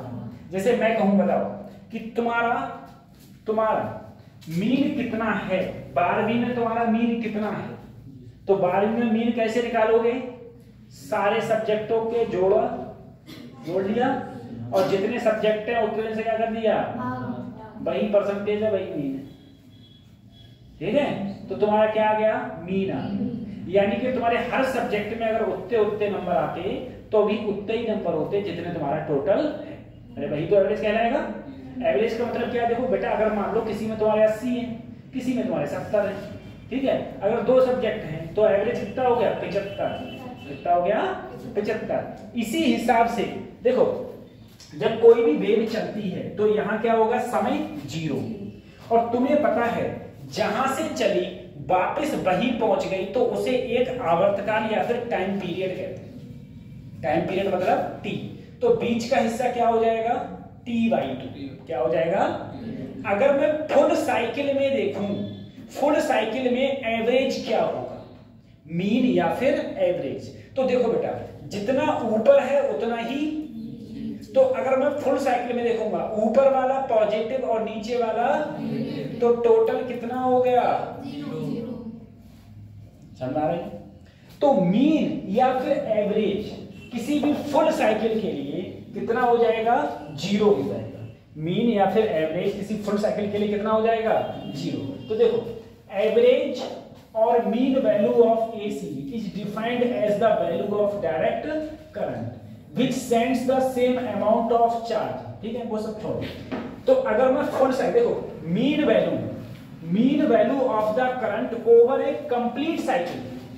कंप्लीट साइकिल का मतलब क्या है, यहां से चला और यहां तक गया, तो इस पूरे साइकिल के लिए जितना पॉजिटिव उतना निगेटिव, तो एवरेज कितना हो गया 0। एवरेज कितना हो गया, अरे एक जगह 75 एक जगह -75 है, तो दोनों को जोड़ो कितना आया 0, और एवरेज अगर 2 से भाग कर दो तब भी क्या आएगा 0। तो किसी भी फुल साइकिल के लिए जो एवरेज होता है वो कितना होता है बेटा 0 एसी करंट में। लेकिन अगर मैं कहूं बेटा फुल साइकिल नहीं, मुझे तो सिर्फ क्या चाहिए हाफ साइकिल। क्या चाहिए हाफ साइकिल। ये करंट मैक्सिमम करंट क्या कहलाता है I0 और 0, और हाफ साइकिल तक टाइम कितना होता है T/2। हाफ साइकिल आधे साइकिल तक जो टाइम होता है वो कितना होता है T/2। अगर मैं कहूं सर बोलो फुल साइकिल का एवरेज कितना होगा 0, फुल साइकिल का एवरेज 0, और हाफ साइकिल का एवरेज कितना होगा, ठीक है। तो हाफ साइकिल का एवरेज बेटा देखो, एवरेज का फार्मूला होता है बेटा, इसका एवरेज देखो नीचे ज्यादा है ऊपर क्या है कम, ऊपर क्या है कम। कभी कुल्हड़ में चाय पी है, कुल्हड़ में चाय पिए, ठीक है, कुल्हड़ में चाय पियो तो कुल्हड़ या गिलास, ठीक है, कुछ इस कैटेगरी के होते हैं, इस कैटेगरी के तो होते हैं, ठीक है, इस कैटेगरी के कुछ होते हैं। अब जरा सोचना, मुझे बताओ ये आधा है, ऊपर पानी ज्यादा आएगा नीचे ऊपर ज्यादा आएगा, क्यों एरिया बड़ा है, ऊपर का एरिया क्या है, इसी प्रकार से समझ लो नीचे एरिया ज्यादा है ऊपर एरिया, तो इसका एवरेज कहीं ना कहीं तो बीच में होगा, और वो कहीं ना कहीं इसका क्या होगा बेटा एवरेज होगा, ठीक है। चलो इसका हम लोग अब एवरेज निकालेंगे, सर एवरेज कितना होगा वो हम लोग बात करेंगे। तो बेटा देखो एवरेज का जो फार्मूला होता है, तुमको ये फार्मूला याद नहीं करना है, तुमको ये फार्मूला याद नहीं करना है बेटा। जो एवरेज का फार्मूला है वो होता है I mean बराबर, मैं कहां से कहां तक देख रहा हूं, 0 से हाफ साइकिल में देख रहा हूं, हाफ साइकिल में टाइम क्या है 0 से, और फुल साइकिल में टाइम क्या है, फुल साइकिल में एवरेज क्या होता है 0, और हाफ साइकिल में निकालना है, ठीक है। तो बेटा मान लो मैंने देखो, तो मीन का फार्मूला ये हो गया। अगर मैं करंट है, करंट मेरा क्या है यहाँ पर I, करंट क्या है I, तो I की जगह पर अगर मैं रखूं, सॉरी इंटीग्रेशन, I की जगह पर अगर मैं रखूं तो क्या रख सकता हूं I0 sin omega t into, और यही तो रख सकता हूं एसी करंट में। एसी करंट में अगर मैं रखूं तो I की जगह क्या रख दिया I0 sin omega t into dt, ठीक है। अब देखो रखने के बाद ये वैल्यू मैंने रख दी, क्या रख दिया I की जगह I0 sin omega t into dt। Sir ये याद नहीं करना है, ठीक है, बता दे रहा हूं इंटीग्रेशन में। तो सर साइन का हो जाता है बेटा कॉस माइनस कॉस, क्या हो जाता है, और t के साथ में जो होता है इंटीग्रेशन में वो कहां आ जाएगा नीचे, वो आ जाएगा नीचे। अच्छा अब एक बात जरा समझना आप लोग यहीं पर, सर एक बात बताओ, एक बात जरा समझना सर, अगर कोई चीज यहां से यहां तक चली तो समय कितना हुआ T/2, मुझे बताओ बेटा T बराबर क्या होता है, क्या 2π/, क्या यही होता है 2π/, ओमेगा। अगर मैं T/2 करूं तो 2 से इधर भी करूंगा, अरे 2 से इधर भाग किया है तो इधर भी तो भाग करूंगा, तो 2 से 2 कट गया, क्या बचा π/ओमेगा, π/ओमेगा। सर अभी देखो इससे पहले जब मैंने I मीन के लिए लिखा था बच्चों, I मीन के लिए क्या लिखा था 1/T/2, अरे यही तो लिखा था 1/T/2, और 0 से कहां तक लिखा था T/2। I की जगह मैंने क्या लिख दिया sin omega t into dt। तो बेटा अगर मैं T/2 की जगह लिखना चाहूं तो क्या लिख सकता हूं π/ओमेगा। तो यहां पर देखो T/2 की जगह क्या कर दिया π/ओमेगा, और π/ओमेगा कर दिया, सही है π/ओमेगा।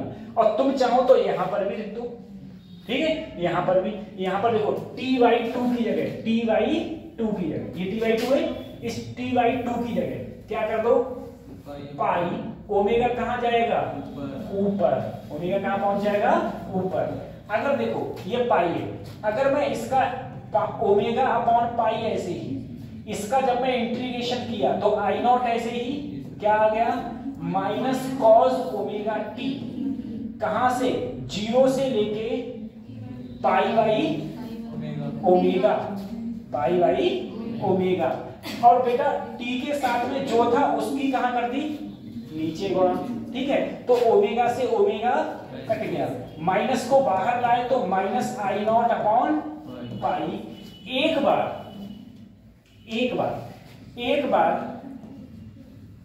मैंने क्या किया, टी की जगह क्या रखा, pi by omega, pi by omega. एक बार टी की जगह क्या रखा, 0। तुम्हें पता है ओमेगा से ओमेगा कॉस पाई की वैल्यू क्या होती है बेटा, -1, तो ये -1 और कॉस 0 की वैल्यू 1, तो यहां क्या आ गया, -2, +2, तो आंसर क्या आया, 2i0 अपॉन पाई। तो तुमको जो उधर इंटीग्रेशन है वो कुछ नहीं याद करना है, तुमको बस इतना याद करना है खाली, सर एसी करंट में मीन वैल्यू कंप्लीट साइकिल के लिए कितनी होती है, 0, और हाफ साइकिल के लिए कितनी होती है, 2i0 अपॉन पाई, बस सही है। अगर बेटा यही वैल्यू मैं वोल्टेज के लिए लेता, किसके लिए, अभी जैसे मैंने तुम बोले सर I बराबर क्या था, I0 साइन ओमेगा, ऐसे ही B बराबर क्या था, अगर मैं B के लिए लेता, ठीक है, तो मेरा जो B का मीन आता वो यही आता, 2b0 अपॉन, सही है, 2b0 अपॉन पाई। अब देखो बेटा 2 ऐसे ही, पाई की वैल्यू सबको पता है 3.14, अगर 3.14 को इससे भाग करेंगे तो कितना आएगा, 0.637, और परसेंटेज में कन्वर्ट करो तो 100 से क्या कर दो, गुणा, तो मेरा परसेंटेज कितना आया, 63.7%, 63 किसका, मैक्सिमम वैल्यू का, किसका, मैक्सिमम वैल्यू का। अब तुम बताओ सर, जो मीन वैल्यू है वो एसी करंट की फुल साइकिल के लिए कितनी है, 0। वोल्टेज की मीन वैल्यू फुल साइकिल के लिए 0, और मैं कहूं करंट की वैल्यू हाफ साइकिल के लिए तो 2i0 upon pi, 2i0 upon pi, या फिर 0.637 i0, या फिर मैं कहूं परसेंटेज में तो 63.7% किसका, I0। बस हमारी, बस तुमको ये याद करना है कि अगर तुमसे फुल साइकिल के लिए, हाफ साइकिल के लिए अगर मीन या एवरेज पूछेगा तो उसकी वैल्यू होती है 2i0 अपॉन पाई। अगर बताओ फुल साइकिल, हाफ साइकिल के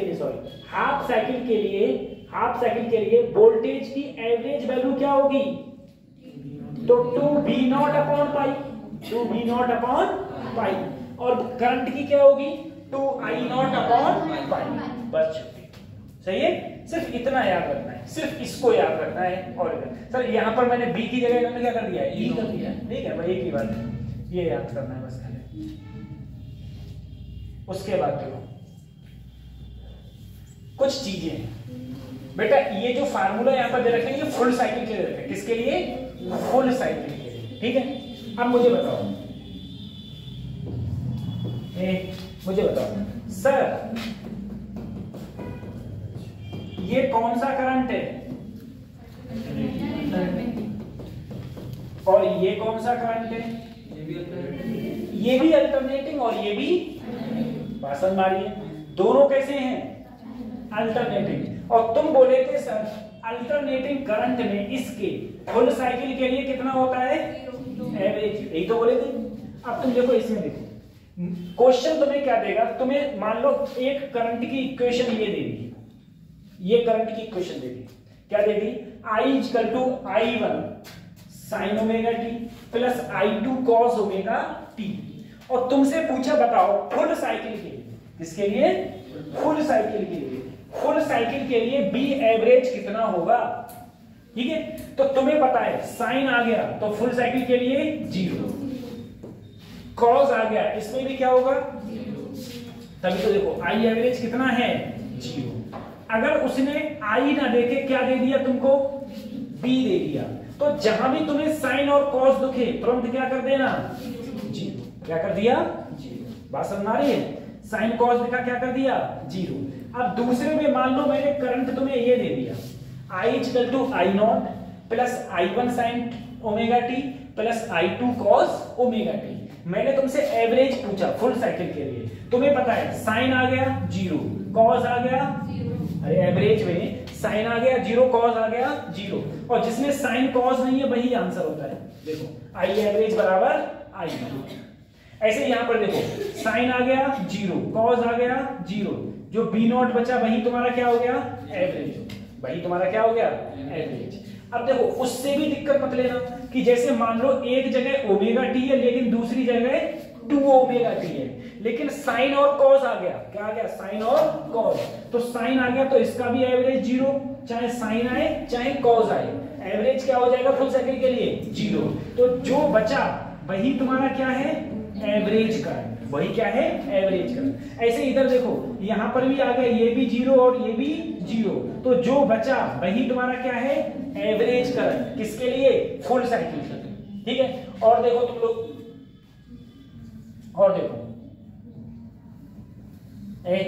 बेटा यहां पर है ये मैंने दे रखी है, इसमें साइन आ गया 0, साइन आ गया 0, साइन आ गया, क्या इसमें साइन है नहीं, तो यही मेरा एवरेज है, यही क्या है ऐसे यहां देखो साइन आ गया B0, ये भी 0, इसमें नहीं है तो यही तुम्हारा क्या हो गया, ठीक है यही तुम्हारा आंसर हो गया, तो ये हो जाता है। ठीक है, तो एवरेज निकालने के लिए साइन कॉस देख लो, साइन है फटाफट 0 कर दो। ठीक है, अब बताओ इसका पहले वाले का आंसर बताओ, एवरेज वैल्यू फुल साइकिल के लिए कितनी होगी, जल्दी बोलो पहले वाले के लिए आई एवरेज कितना होगा 4 होगा, क्यों, क्योंकि कॉस आ गया तो क्या हो गया, दूसरे वाले का कितना होगा बी एवरेज 0, तीसरे वाले का बी एवरेज 0, चौथे वाले का 2, चौथे वाले का क्या होगा 2, क्योंकि लास्ट में 2 के साथ में साइन और कॉस, तो वही तुम्हारा एवरेज हो जाएगा। ठीक है, वही एवरेज हो जाएगा। ठीक है, हो गया सभी लोगों को बताइए इसका आंसर 0 0, अरे क्या लिखा 0 0 2 4। ठीक है, सही है। अब देखो अगला आता है बेटा रूट मीन स्क्वायर, जिसे हम बोलते हैं आरएमएस। क्या बोलते हैं आरएमएस। भाई करंट का आरएमएस भी होता है। अब एक बात समझो, मैंने तुमसे कहा तुम्हारे घर पर कितने वोल्टेज आते हैं, कभी वोल्टेज लिखे हुए देखे हैं? एक बल्ब पे लिखा हुआ होता है 100 वोल्ट, 100 वोल्ट लिखा होता है, तो उस पर वो 100 वोल्ट नहीं लिखा है, उस पर बेटा वो वोल्ट क्या होता है बी होता है ना, बी वो बी तो वोल्ट होता है, तो उस पर लिखा है बीआरएमएस। क्या लिखा है वो?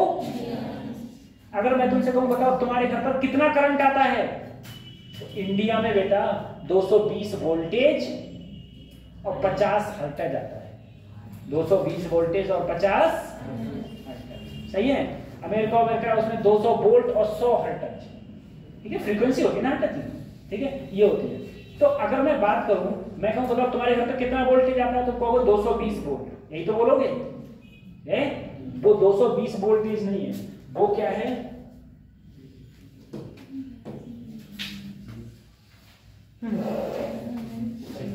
वो बेटा बीआरएमएस है। वो क्या है? बीआरएमएस है। सही है, जो भी तुम अगर बल्ब पे तुम देखो, बल्ब पे अगर कहीं 200 वोल्ट लिखा है तो वो 200 वोल्ट नहीं है, वो क्या है बीआरएमएस है। 200 वोल्ट 150 लिखा है, वो क्या है बीआरएमएस है। सही है, बीआरएमएस है। अच्छा, आरएमएस मतलब root mean square, root mean square. तो देखो क्या लिखा हुआ है, it is defined as the value of direct current.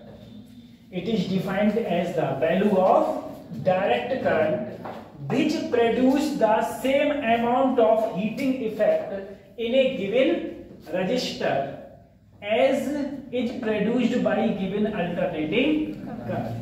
ठीक है, ये अल्टरनेटिंग करंट प्रोड्यूस होता है वही, ठीक है। अब देखो बेटा I बराबर मेरा फार्मूला क्या होता था, I नॉट साइन ओमेगा। मुझे तुम एक बार बताओ सर, अगर मैं कहूं मेरे पास में ये फार्मूला किसने पढ़ा था, H बराबर I स्क्वायर RT, ये क्या है? ये बेटा कोई भी रेजिस्टेंस में कितनी हीट जनरेट हुई, किसी भी रेजिस्टेंस में कितनी हीट जनरेट हुई, उसका फार्मूला होता है H बराबर I स्क्वायर। सही है? किसी भी रेजिस्टेंस में कितनी हीट जनरेट हुई उसका फार्मूला होता है H बराबर I स्क्वायर। ठीक है, अब तुम समझो ये बेटा मैंने कब लिया था, जब मेरा करंट कैसा था, अब मैं किसकी बात कर रहा हूं, एसी। अगर मैं अब एसी की बात करूंगा, अगर मैं अब एसी की बात करूंगा तो देखो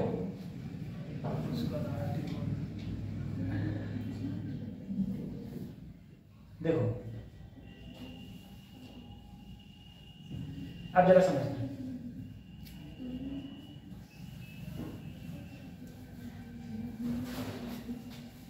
सर अगर छोटे से टाइम में छोटी सी हीट प्रोड्यूस होगी, छोटे से टाइम में छोटी सी हीट, तो DH बराबर I square R into dt। मैंने क्या किया, I की जगह क्या रख दिया, I not sine omega T का होल स्क्वायर। देखो तुम्हें ना मतलब कि क्या है, अगर मैं इसका इंटीग्रेशन करता हूं बच्चों, अगर मैं इसका क्या करता हूं इंटीग्रेशन, तो इसका इंटीग्रेशन करने के बाद मुझे H बराबर जो मिलता है ना, वो मिलता है I naught square RT, capital T RT बटे, ये किसके लिए है, कंप्लीट साइकिल। कंप्लीट साइकिल में अगर मैं इसको देखो लगता हूं तो मेरा क्या होता है I नॉट स्क्वायर RT बटे, और इससे पहले जब मैं DC पढ़ रहा था तो DC में मैंने पढ़ा था H बराबर क्या होता है I स्क्वायर RT, जहां पर ये I होता था ना वो क्या होता है RMS, क्या होता है RMS।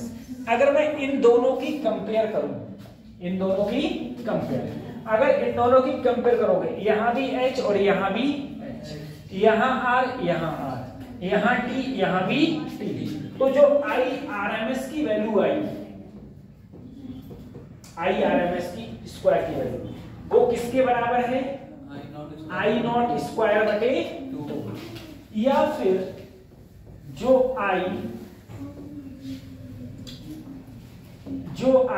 RMS आया वो बेटा इधर अंडर रूट चलेगा, और under root I naught square बटे 2, तो अगर तुम अंडर रूट को खत्म करोगे,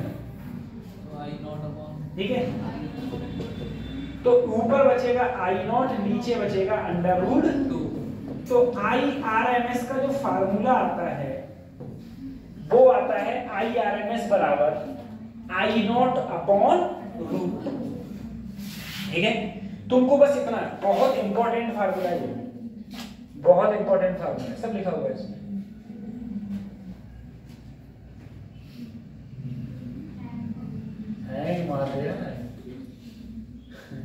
ठीक है बेटा, जो फार्मूला IRMS का वो है I not by, I not क्या होता है, पीक वैल्यू ऑफ करंट, क्या होती है, पीक वैल्यू ऑफ करंट।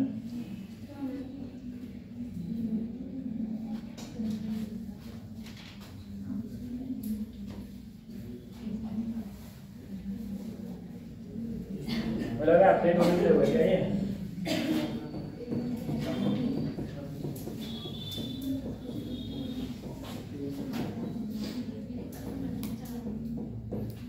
ये होता है peak value of current, IRMS बराबर I नॉट अपॉन रूट 2। अब बताओ पीछे कर दो तीनों। सर I एवरेज का फार्मूला क्या होता है फुल साइकिल के लिए, हाफ साइकिल के लिए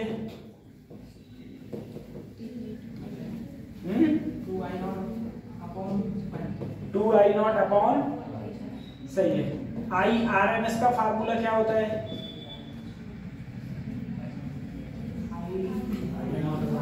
I0 अपॉन, इसी प्रकार से बी एवरेज फुल साइकिल के लिए, बी एवरेज हाफ साइकिल के लिए 2B0 अपॉन, जैसे IRMS बराबर I0/√2 है, इसी प्रकार से BRMS बराबर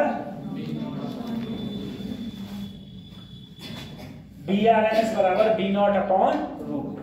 किसी को √2 की वैल्यू पता है? 1.414, ठीक है, 1.41। अब देखो बेटा, अगर तुम भाग करो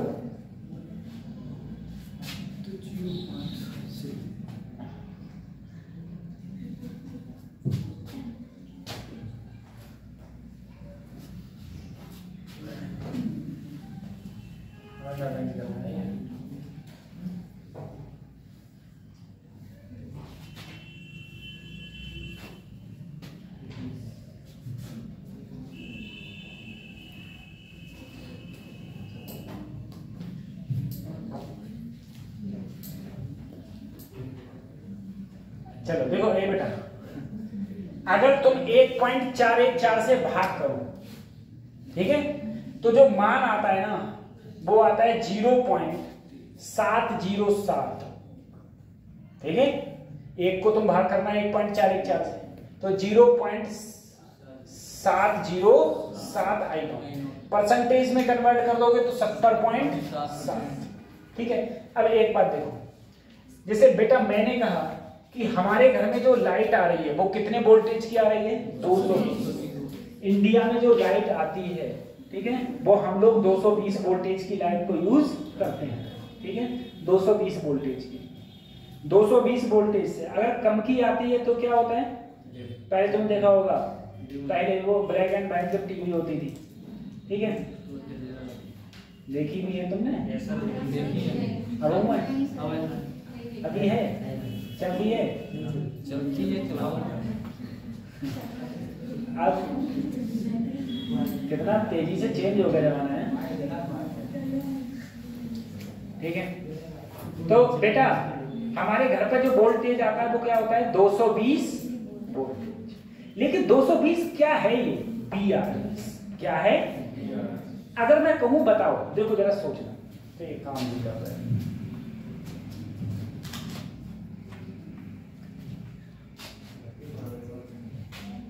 कितने काट देंगे? तो कटेगी तो कटता हो।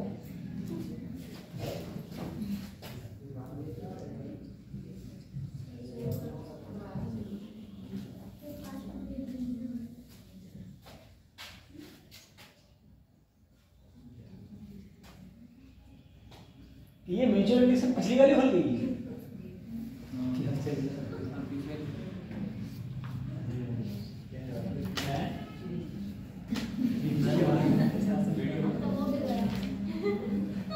अब तो बोल ही गया, सही है, आ गया। इसमें कहीं वो वाला ऑप्शन नहीं है, रिफ्रेश वाला क्या?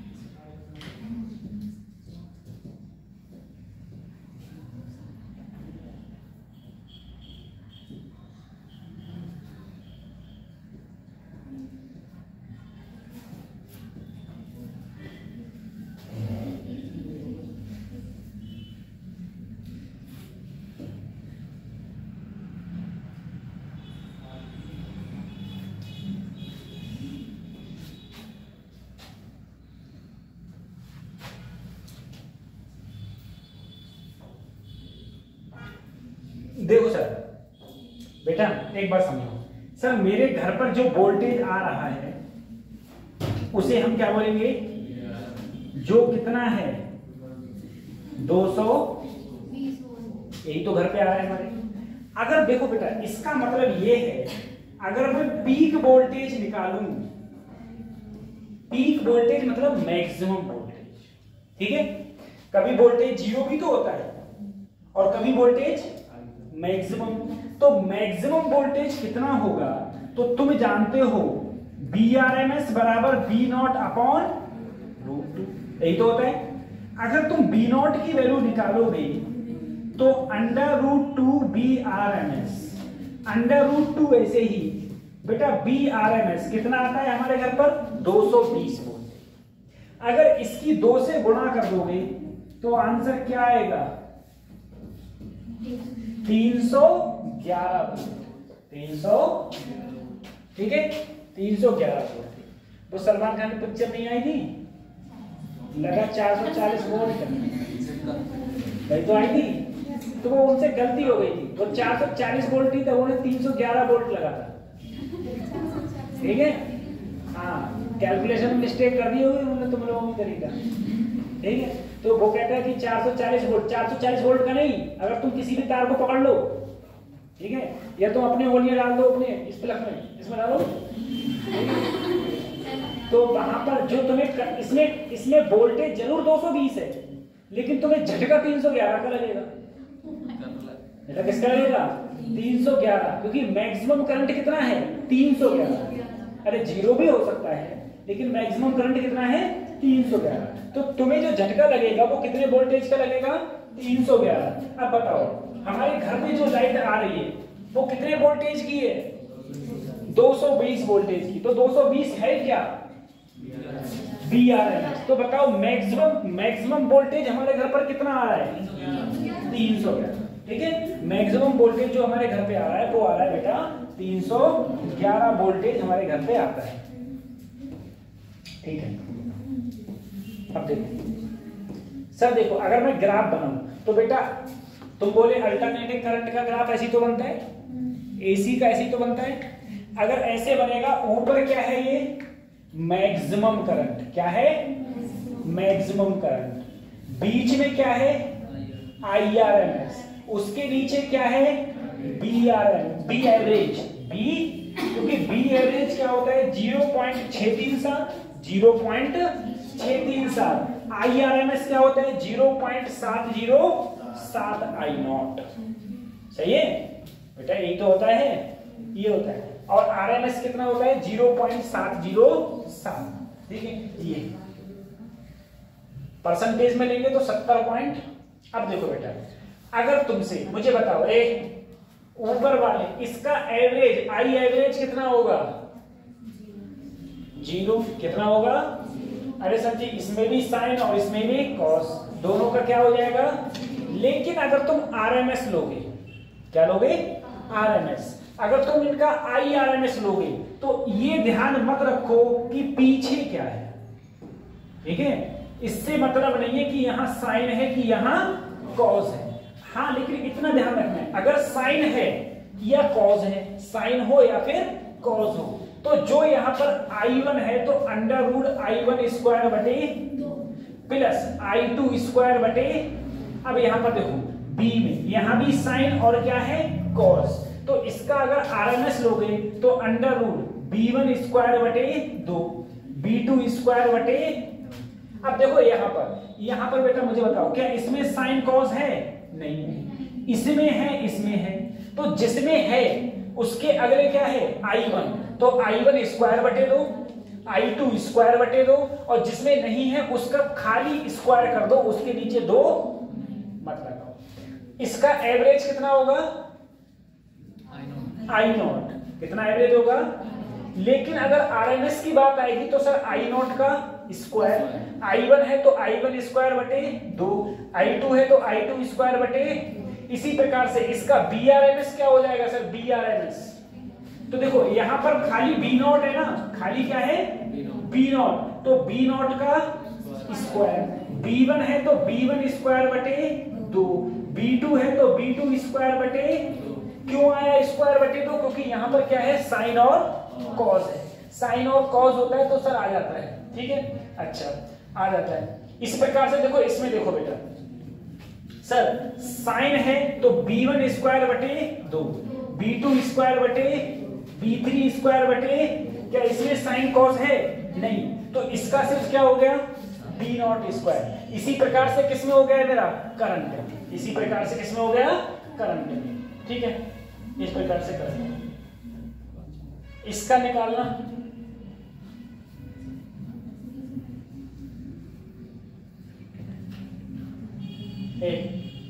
इसका IRMS निकालना कितना होगा, पहले वाले का एवरेज नहीं पूछ रहा है बाबा, क्या पूछ रहा है RMS, IRMS कितना होगा।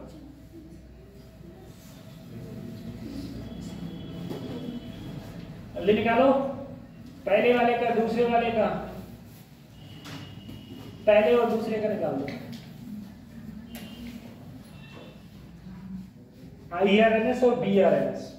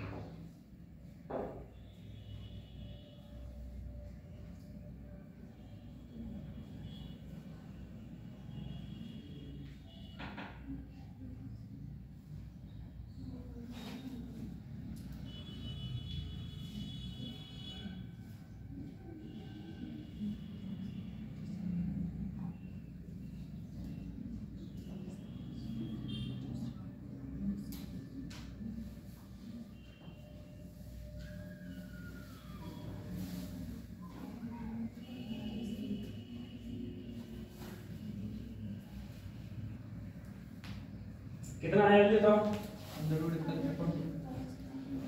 पहले कितना आया √41.2।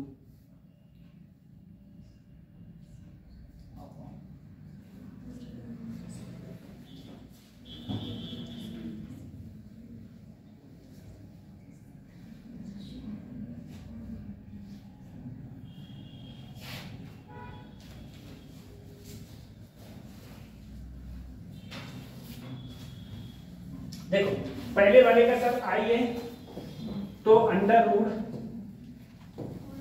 पहले वाले का क्या करेंगे सर, अंडर रूट 4 का स्क्वायर 16, 3 का स्क्वायर बटे 2, ठीक है, 16 दूनी 32 और 9 41, अंडर रूट 41 बटे 2, ठीक है। एलसीएम ले लिया मैंने यहाँ पर, यहाँ देखो 5 है और यहाँ कितना है 3, तो 25 बटे 2 प्लस 9 बटे 25 और 9, अरे जल्दी बोलो 34 बटे 2, आंसर क्या आया अंडर रूट 17 आ गया।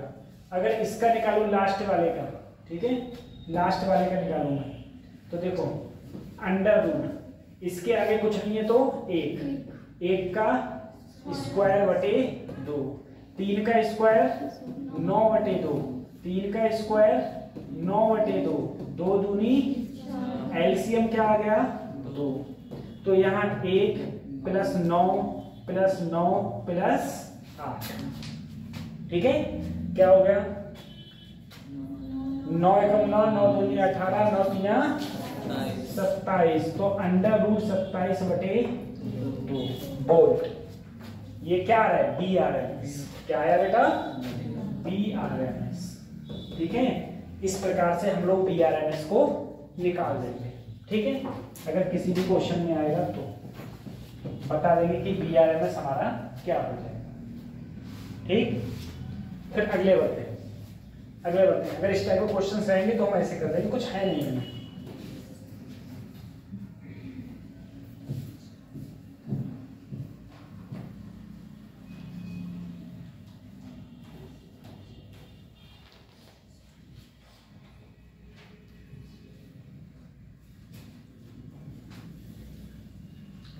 ये क्वेश्चन देखो, ठीक है, क्वेश्चन को देखो। सबसे पहले क्वेश्चन क्या कह रहा है? क्वेश्चन कह रहा है सर तुम्हें, मुझे एक बी दे रखा है, मुझसे कह रहा है पीक और RMS value of the voltage. बेटा सबसे पहले इसका कंपेयर करना सीखो। बी बराबर क्या था?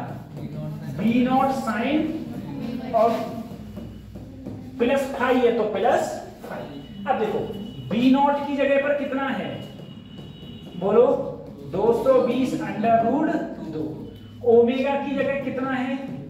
300। बात समझ में आ गई? अब सबसे पहले क्या पूछा गया? सबसे पहली चीज पीक वोल्टेज। तो बेटा यही तो पीक वोल्टेज है। पीक वोल्टेज कितना होता है? B naught. क्या होता है? बी। अब तुमसे पूछा गया आरएमएस वोल्टेज, तो बेटा बी आरएमएस का फार्मूला क्या होता है? बी नॉट बाई रूट 2, यही तो होता है। तो बी नॉट की वैल्यू रख दो 220 अपॉन रूट 2 और नीचे आंसर कितना आया? 220 वोल्टेज, यही तो आया। अगर तुमसे कहा गया बेटा एवरेज वोल्टेज फॉर किसके लिए? हाफ टाइम पीरियड के लिए, बोले सही है सर जी। तो बी एवरेज हाफ के लिए कितना होता है? 2 बी नॉट अपॉन पाई। तो 2 बी नॉट की वैल्यू 220 और पाई की वैल्यू 3.14 या फिर 22/7। तो 22 ऐसे ही 7 कहां गया? नीचे। 22 से काटा कितना बचा? 10। तो 10 दूनी 20, 20 सत्ते 140 वोल्ट, 140। उसके बाद में क्या पूछा बेटा? फ्रीक्वेंसी। क्या पूछी? फ्रीक्वेंसी। सर जी एक बार बताओ, मुझे बताओ फ्रीक्वेंसी। सर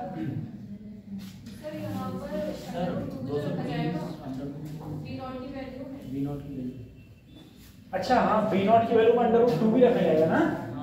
हाँ सही कह रहे। बी नॉट की वैल्यू में 2 इंटू 220 अंडर रूट 2, सही है। 22/7, 22 तो आंसर क्या आया? अब सही, ठीक है, अब सही। अब तुमसे क्या पूछा? फ्रीक्वेंसी। क्या पूछा? फ्रीक्वेंसी। देखो कुछ फार्मूलाज थे, तुम्हें पता होना चाहिए ना। T इक्वल टू क्या होता है? 2 पाई बाई ओमेगा बराबर क्या होता है? 2 पाई न्यू, 2 पाई और न्यू बराबर क्या होता है? ओमेगा अपॉन, और यही न्यू क्या होती है? फ्रीक्वेंसी। तो अगर तुमसे फ्रीक्वेंसी पूछी है बेटा ओमेगा, देखो ओमेगा के स्थान पर कितना है? 314। तो 314/2 पाई की वैल्यू 3.14। 3.14 को इससे काटा तो क्या आया? 100। 2 से काटा तो कितना आया? तो फ्रीक्वेंसी मेरी कितनी आ गई? 50 हर्ट्ज। 50 सब कुछ आ गया, ठीक है। तो अगर तुमको ओमेगा पता है, सारी वैल्यूज पता है, तो सारी चीजें निकलते हुए आ जाएंगी। उतारो फिर अगले बार।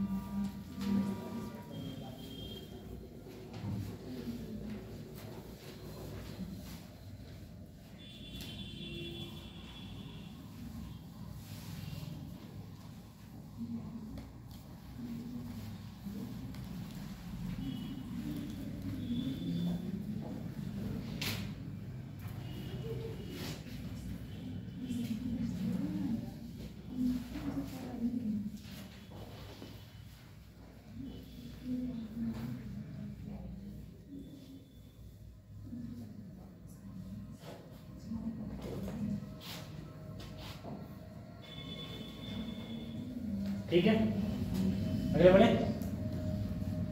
हो गया।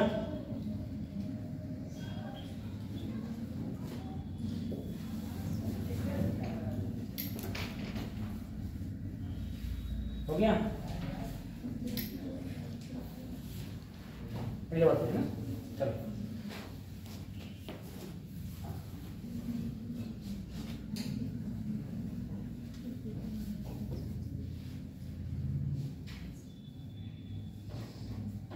बेटा इसमें क्या गया, पीक वैल्यू, तो पीक वैल्यू करंट की कितनी है 5।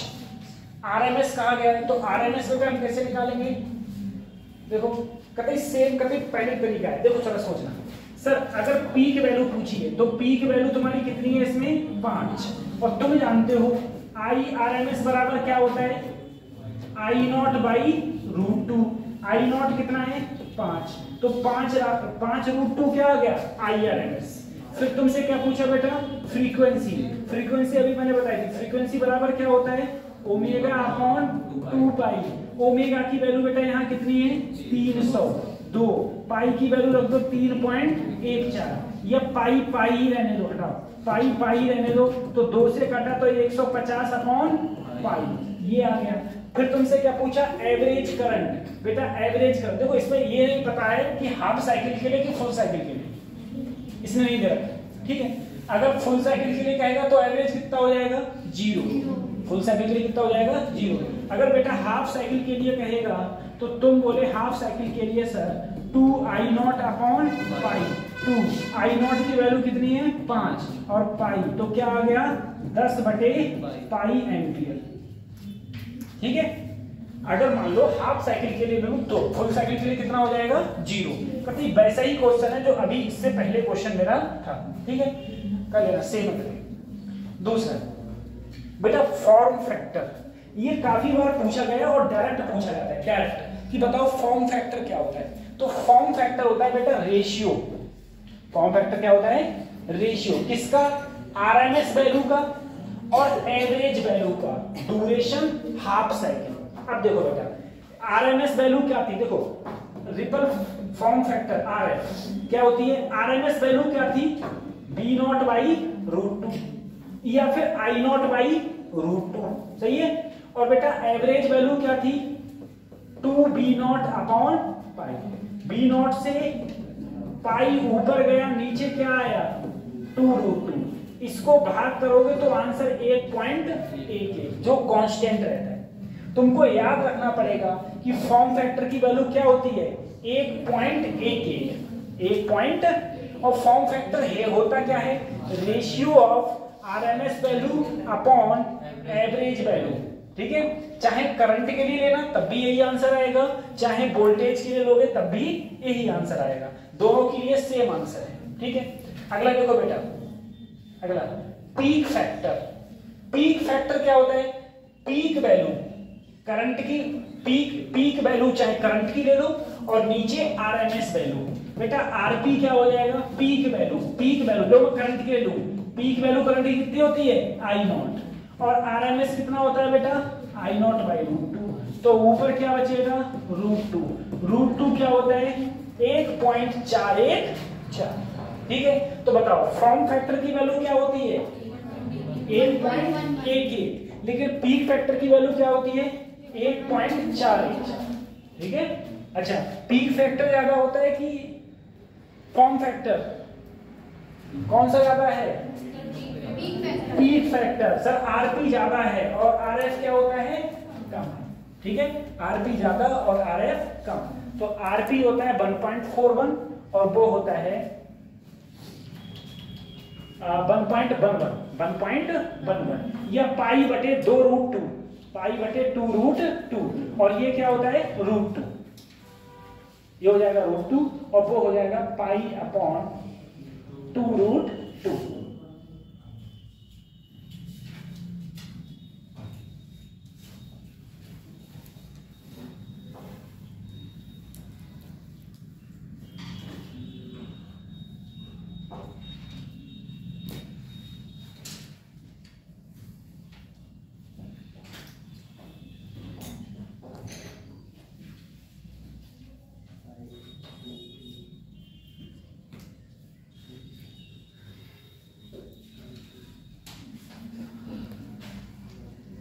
कल क्लास होगी, इसमें ही एसी चल रहा है ना हमारा।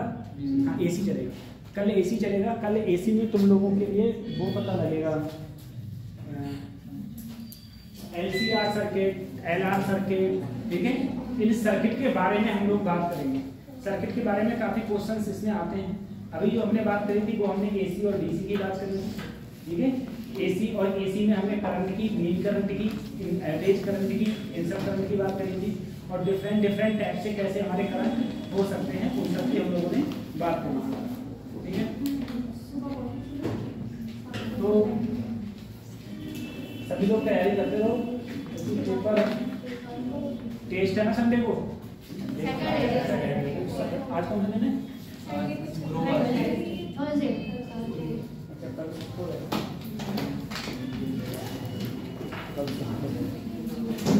चलो टेस्ट है, अच्छे से पढ़ लो। फार्मूला लिख के लाए, मैंने फार्मूला लिखने के लिए बोला, उसमें मुझे लिखाना है। सर भूले, अरे कोई लिख के ना लाओगे, हम पता